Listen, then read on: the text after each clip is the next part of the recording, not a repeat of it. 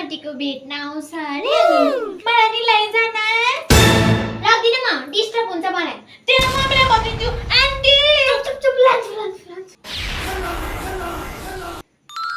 होइन आज टुने आउँदिन नि त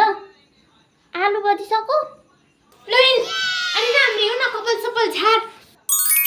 ट्याटु टुनु आइपुग्यो आइपुगे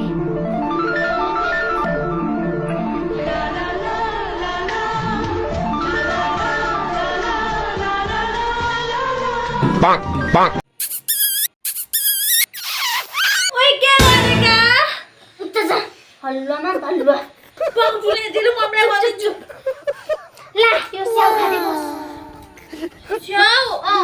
अल्लो कसले ल्याएको तिमीले त्यस्तोलाई ल्याएको त हो म झन्डै मम्मीलाई सुनाइदिए फकाएर ल्याएको वाउ कस्तो राम्रो सुन टुनु तिमीलाई थाहा छ सुनको मूल्य कति महँगो छ टिका त म सुनको लाएर हिँड्छु म पनि कहाँ कमको छु र मेरो पनि यो डायमन्ड हो अमेरिकाबाट ल्याएको ओ रहेछ डायमन्ड पनि रातै भएर पाके छ टुनु बेबी म तिम्रो काखमा सुत्छु न सुत्नुस् न ओइ के